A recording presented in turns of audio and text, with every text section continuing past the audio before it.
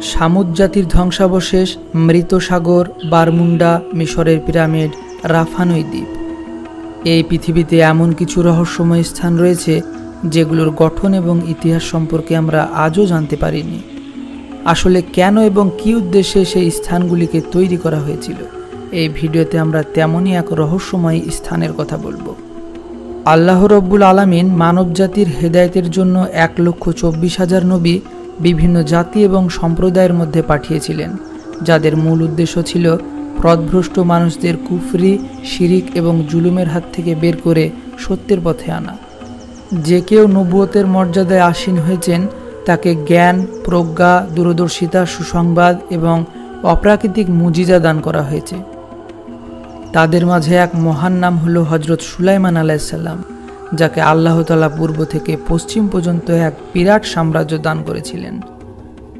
তাকে অনেক মুজিজা দান করা হয়েছিল, যার মধ্যে একটা ছিল জিনদের তার বশে আনা। হজরত সুলাইমান আলাইহিসসালাম সৈন্যদের জন্য ক্যাম্প ছিল 52 ফারসাক করে। 52 ফারসাক মানুষের জন্য, 52 ফারসাক জানোয়ারের জন্য আর 52 ফারসাক জিনদের জন্য।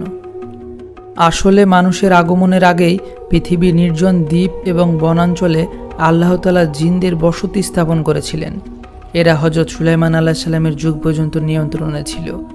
পরে আল্লাহ তাআলার ইচ্ছায় কিছু জিন মুক্তি পেয়ে আবার মানুষদের মধ্যে ছড়িয়ে পড়ে, কিন্তু আল্লাহ প্রদত্ত ক্ষমতার মাধ্যমে হজরত সুলাইমান আলাইহিসসালাম আবার তাদের দমন করেন এবং সেই পুরনো দ্বীপ এবং নির্জন স্থানে বন্দী করে দেন।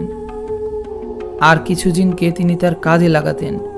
এরা সুলাইমান আলাইহিসসালামের জন্য প্রাসাদ নির্মাণ করত, খাল খনন করত, জাহাজ বানাতো, গয়না এবং অস্ত্র তৈরি করত এবং আরও অন্যান্য বড় বড় কাজ করত।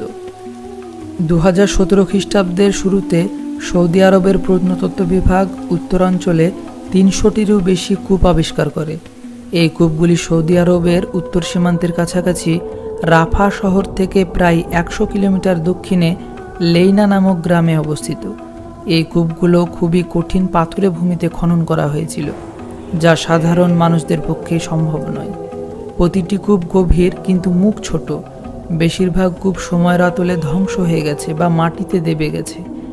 এই কূপগুলি সম্পর্কে বলা হয়, এই কূপগুলি সেই সময় খনন করা হয়েছিল যখন হজরত সুলাইমান আলাইহিসসালামের বিশাল বাহিনী বাইতুল মুকাদ্দাস থেকে ইয়ামানের দিকে যাত্রা করেছিল। তাদের পিপাসা মেটানোর জন্য লেইনা অঞ্চলে তাঁবু ফেলা হয়। তখন হজরত সুলাইমান আলাইহিসসালামের আদেশে জিনেরা এই পাথুরে ভূমিতে কূপ খনন করে, যেখান থেকে পানি বের হয়ে আসে। তার সেনাবাহিনী সেই পানি পান করে তৃপ্ত হয়। এরপর যখনই তার বাহিনী সেই পথ দিয়ে যেত, তারা এই কূপগুলোর পানি ব্যবহার করত।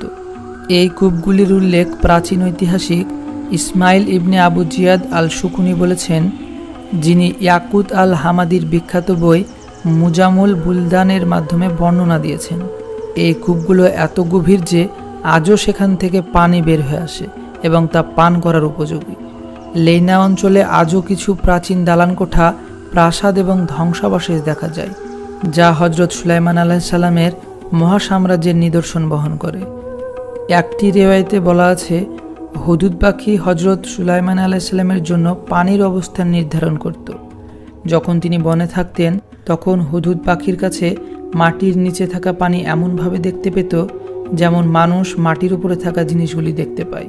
তখন হুদুদ পাখি পানির স্থান চিহ্নিত করত, আর সুলাইমান আলাইহিসসালাম জিনদের আদেশ দিতেন এবং তারা সেই কূপ খনন করত এবং সেখান থেকে পানি বের হয়ে আসত।